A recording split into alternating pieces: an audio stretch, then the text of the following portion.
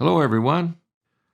Be sure and get your Bible and follow along as we continue in our Bible study through the book of Job. Last time we finished chapter 15, so now we come to chapter 16, and here's Job's answer. Then Job answered and said, I have heard many such things. Miserable comforters are you all. Some help you guys are. You're supposed to come in here and help me out and comfort me and encourage me and help me through this terrible ordeal I'm going through, and you're making it worse. You're making it much harder. You're taking a bad situation and turning it into even a worse situation. Some friends you are. That's Job's answer. Shall vain words have an end, or what emboldeneth you that you answer? I also could speak as you do, if your soul were in my soul's stead.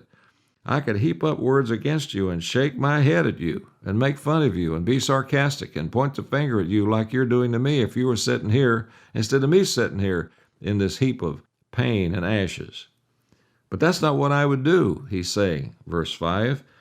But I would strengthen you with my mouth, and the moving of my lips should assuage your grief, relieve it. I would try to help you.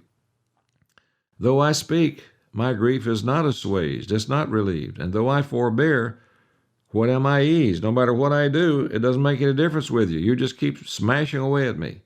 But now he has made me weary. You have made me desolate. You have made desolate all my company, and you have filled me with wrinkles, which is a witness against me, and my leanness rising up in me bears witness to my face.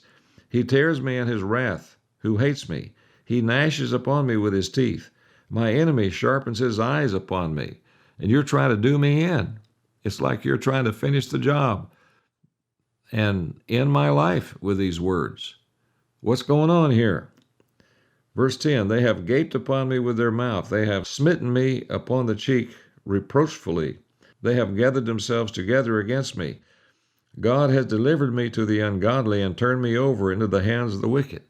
I don't know why he's done this, but I know he has a reason for it, and I'm going to learn what I should learn from this. In the meantime, I didn't expect you guys to be the ungodly, wicked men that you're turning out to be, attacking me from every side and not helping me at all. But God's allowing it to happen, and as we know, God has allowed Satan to attack Job because God wants Job to learn a big lesson, but he also knows that Job, with his help, will come through this and be a better man for it. Verse 12, I was at ease, but he has broken me asunder. He has also taken me by my neck and shaken me to pieces and set me up for his mark, his target. His archers compass me round about. He cleaves my reins asunder and does not spare. He pours out my gall upon the ground. He breaks me with breach upon breach. He runs upon me like a giant. All of these troubles are piling in on me for a reason, and God's allowing it to happen, and you guys are acting like you're enjoying being a part of it. I have sewed sackcloth upon my skin and defiled my horn in the dust. I've wallowed around and tried to do whatever I can to ease this pain I'm going through and to cry out to God and to learn this lesson, to repent, but it's not happening. I don't see it. But I'm not going to turn my back on God. Though he slay me, I'm not going to turn my back on him. That was Job's attitude. And that was the right attitude. My face is foul with weeping, and on my eyelids is the shadow of death. Not for any injustice in my hands. Also my prayer is pure. You question whether or not I'm praying to God. My prayer is pure. And I have done good things, and he did. And I have been a servant of God, and he was. But there's a key flaw of self-righteousness that he had not seen before, and he's going to have to come to see it. Verse 18, O earth, cover not thou my blood, and let my cry have no place. Also now, behold, my witness is in heaven, and my record is on high. And God has that record, and the fruits are there, and it's a wonderful record. And God knows that, and you may deny it, you miserable comforters, but God knows and I know.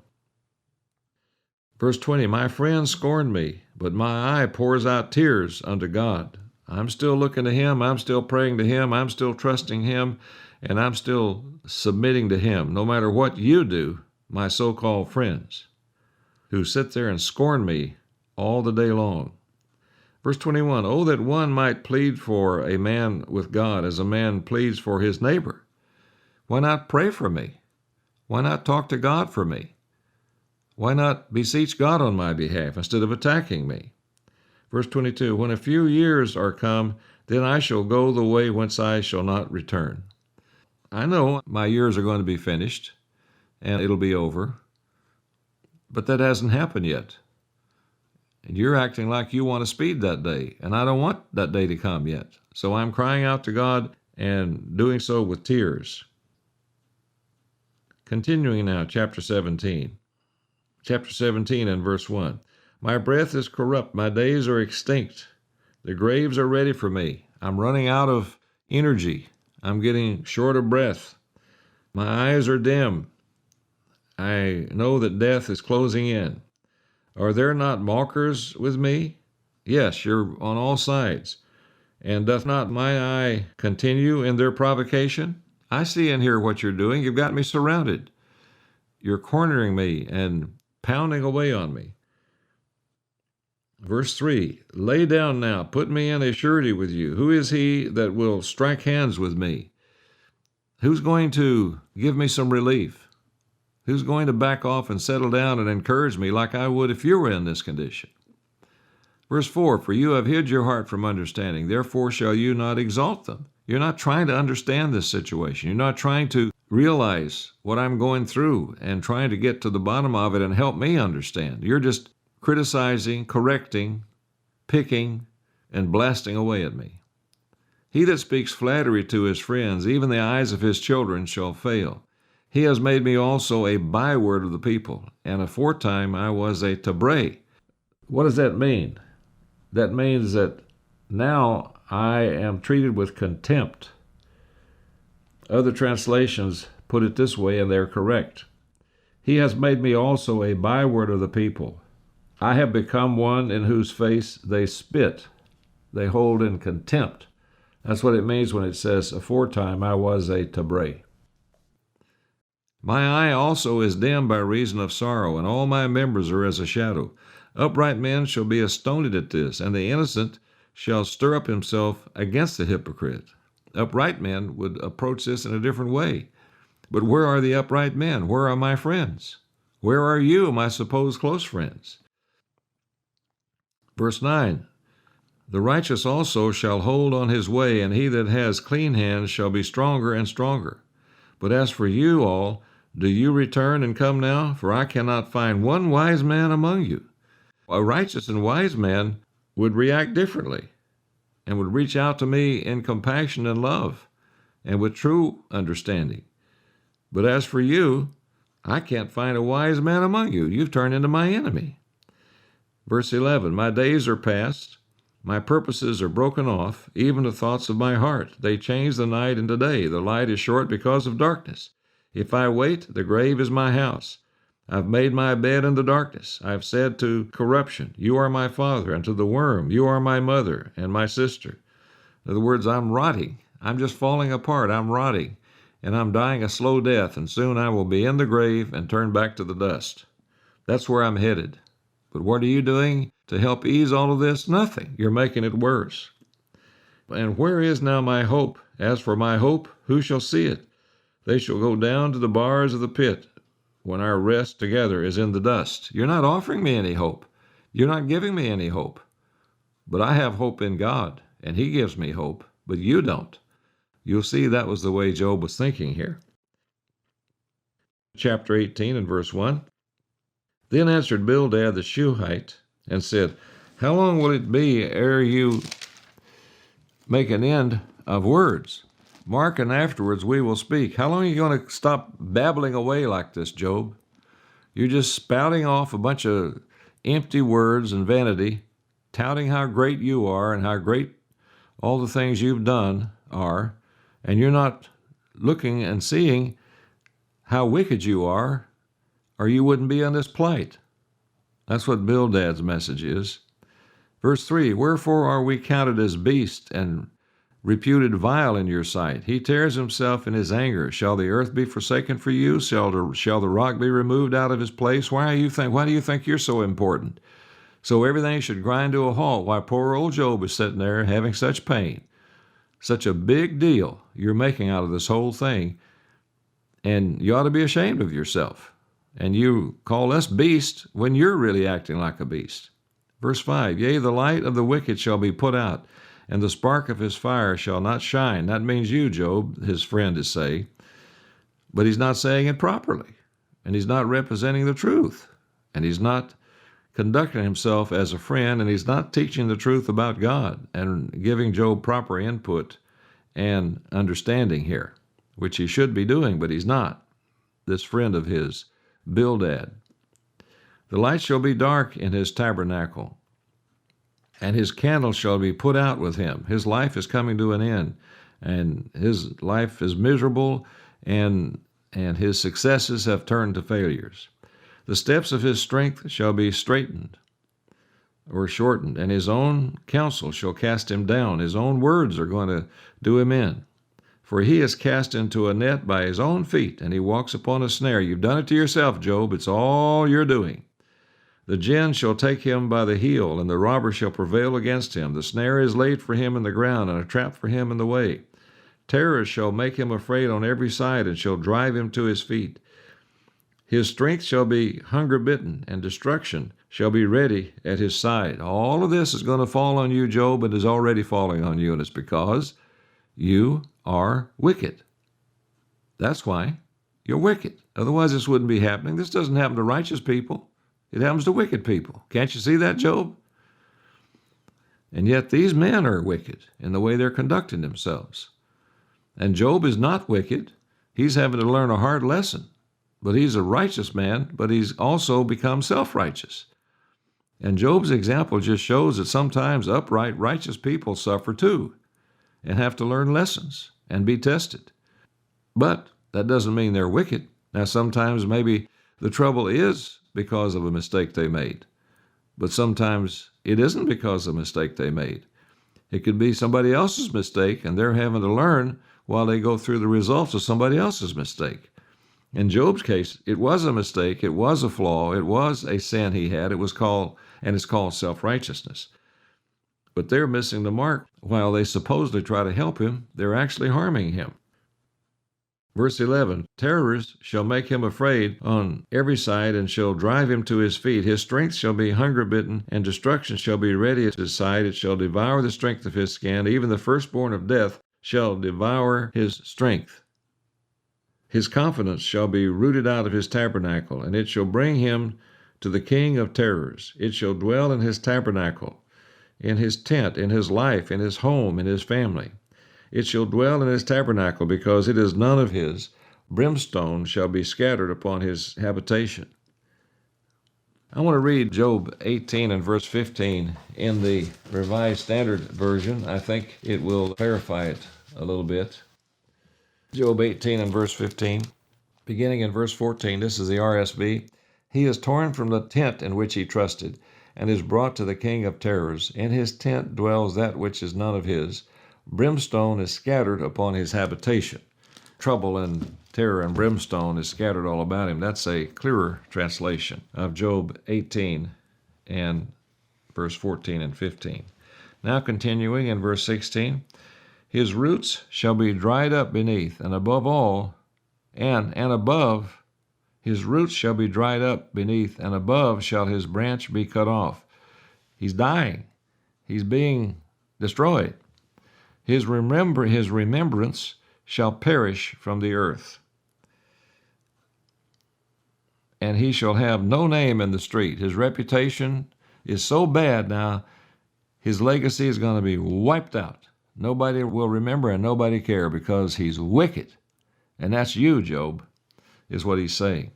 He shall be driven from light into darkness, and chased out of the world. He shall neither have son nor nephew among his people, nor any remaining in his dwellings. His whole family is going to be wiped out. They that come after him shall be astonished at his day, as they that went before were affrighted. Everybody around him is going to be suffering. There will be collateral damage, and they'll be shocked at what's happening to him and what's happening to them by extension. Verse 21, surely such are the dwellings of the wicked, and this is the place of him that knows not God. And that's what you are. You're wicked, Job, and you don't know God, when in fact Job was not wicked, and in fact he knew God and was very close to God.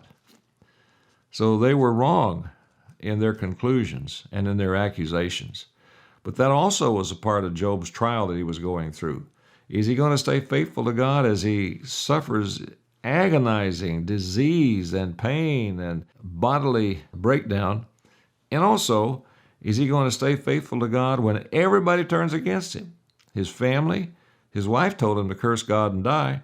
His friends, there he is, sitting there all alone, sore and in pain and suffering, and then nobody there to care for him, nobody there to help him, nobody there to encourage him, but God. And so he relied on God, he looked to God, he spoke the truth about God, he waited on God, while wondering, why is all of this happening? It all came out of nowhere, and it came so suddenly, and it was so massive. What in the world is going on? But I am not going to turn my back on God. And though he slay me, I'm not going to forsake him. And he didn't. But at the same time, he still wasn't learning the lesson he had to learn. He will later, but it's taking quite a while for him to. He was such a strong man. He was so intelligent. He had such character. He had such tremendous capabilities. He wasn't really grasping his weakness of self-righteousness. Not yet. So he had to suffer some more. He had to suffer ridicule, accusations, and attacks from every corner, as well as the pain and the agony of his sores and his boils and the worms crawling into his skin. And just imagine the agony day and night that he went through. No relief, no let up, no help from anybody except God. And God saw to it that Job could keep going. And God is not going to put on anybody more than he can bear with his help. And he saw to it that Job wasn't taken to the point of complete breakdown. He was taken close, but not all the way. And God was there with him, making sure that he would not totally break down, but instead would go far enough to learn this lesson of self-righteousness that he had and look to God for everything instead of looking to himself too much, even though he did look to God, but he also looked to himself too much, and Job hadn't learned that yet. But that's not what he was being taught by those who were supposed to be there helping him. Chapter 19, verse 1, Job answers this man, Bildad, who just had his turn at pounding away at him. And here's his answer to him, chapter 19 and verse 1. Then Job answered and said, how long will you vex my soul and break me in pieces with words? How long are you going to torment me this way? These 10 times have you reproached me. You are not ashamed that you make yourself strange to me. And be it indeed that I have erred, my error remains with myself. You may be right, I've erred, but I'm the one responsible for it. I've got to pay for it. You don't have to add to what I'm having to pay for this error that I must have committed to be suffering. So, what I'm going through is pain enough. You don't have to add to it. If indeed you will magnify yourselves against me and plead against me my reproach, know now that God has overthrown me and has compassed me with his net.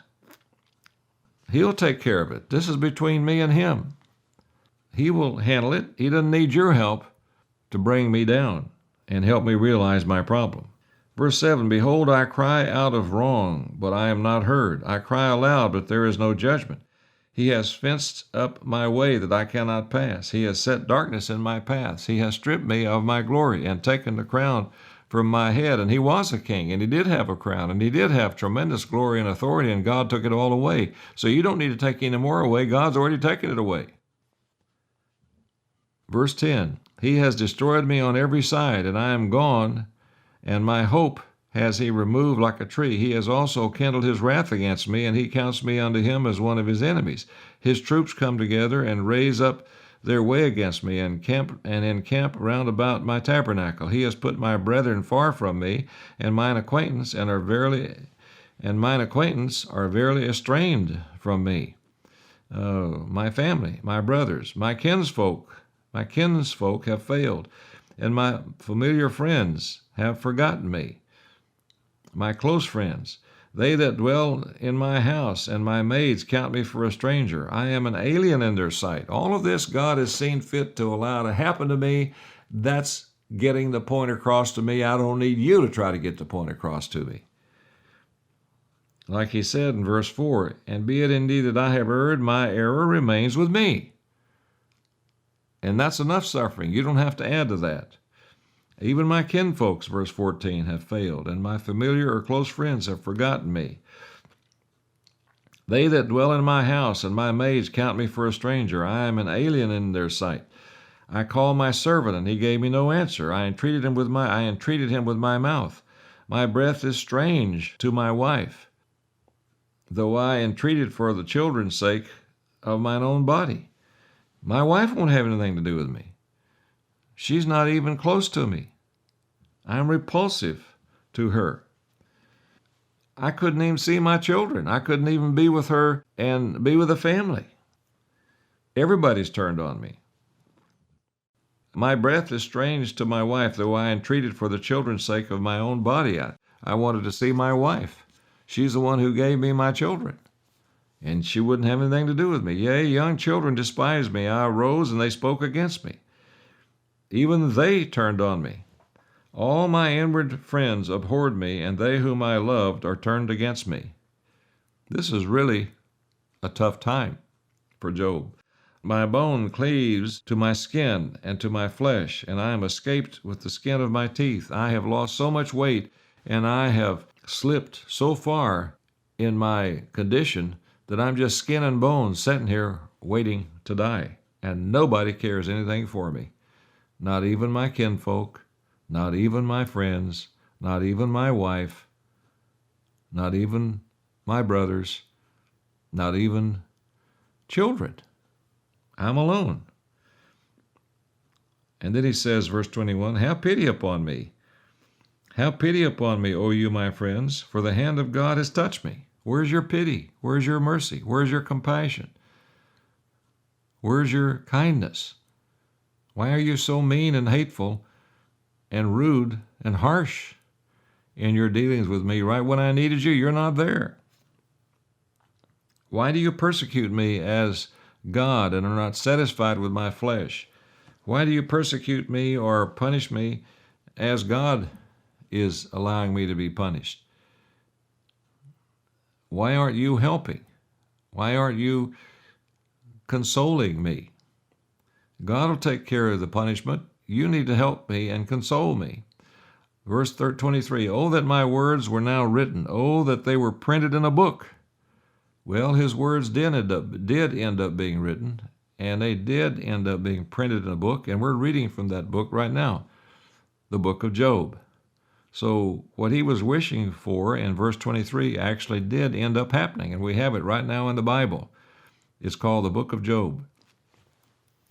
Verse 24, that they were graven with an iron pen and lead in the rock forever. For I know that my Redeemer lives, and that he shall stand at the latter day upon the earth. So he never turned his back on God. He never rebelled against God. Through it all, he says, I know that my Redeemer lives. I know that my Redeemer lives, and that he shall stand at the latter day upon the earth, speaking of Jesus Christ. And though after my skin worms destroy this body, yet in my flesh shall I see God. I want to read this in the RSV, Job 19 and verse 26. It says, and after my skin has been thus destroyed, then from my flesh I shall see God.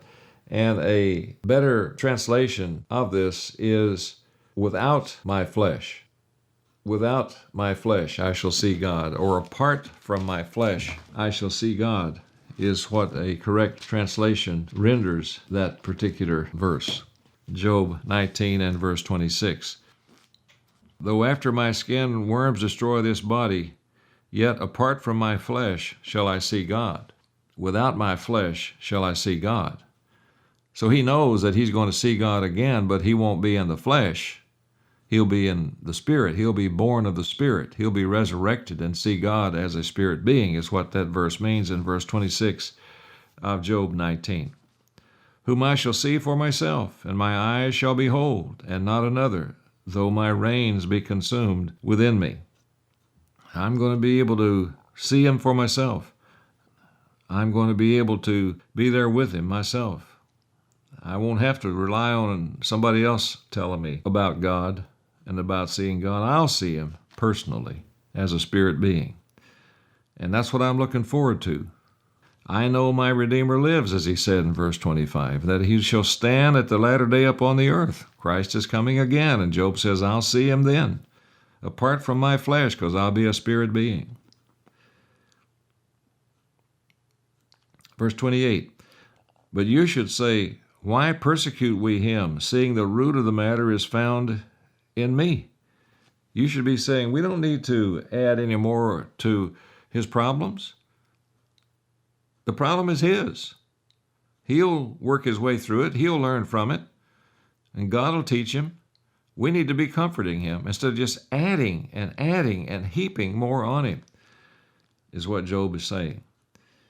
Verse 29, be you afraid of the sword, for wrath brings the punishments of the sword, that you may know there is a judgment. You tell me to be weary and be afraid of the sword and punishment. That's what you three miserable comforters are to be afraid of and be aware of, because you're going to have to answer for all of this rhetoric and all of these accusations and all of these harsh words that you're heaping on me. You will have to answer for that, and you will be judged on that. You're judging me, but you're going to be judged. You condemn, be careful. He that judges is going to be judged. Condemn not that you be not condemned. That's what the message is here, and that's what Job is saying. I want to turn over here to a chapter in Matthew that kind of sums up what's happening here with Job's quote-unquote friends as they attack him. Notice here in Matthew chapter 7 and verse 1, Jesus Christ said this, judge not that you be not judged, or condemn not that you be not condemned is a better translation. For with what condemnation or judgment you judge, you shall be judged. And with what measure you mete, it shall be measured to you again. And why beholdest thou the mote that is in your brother's eye, but consider not the beam that is in your own eye? Or how will you say to your brother, let me pull out the mote out of your eye, and behold, a beam is in your own eye? You hypocrite! First cast out the beam out of your own eye, and then shall you see clearly to cast out the mote out of your brother's eye. Mote being a little speck, not something really big at all. And that passage, Matthew 7, verse 1 through 5, applies perfectly to these three friends of Job who are guilty of what Jesus Christ is talking about there. And that's what Job is talking about in verse 29 of Job 19. Be you afraid of the sword, for wrath brings the punishment of the sword, and that you may know there is a judgment. And that brings us to chapter 20, and we'll stop there and pick it up next time with chapter 20 of Job. Until then, this is Charles Bryce with the Enduring Church of God.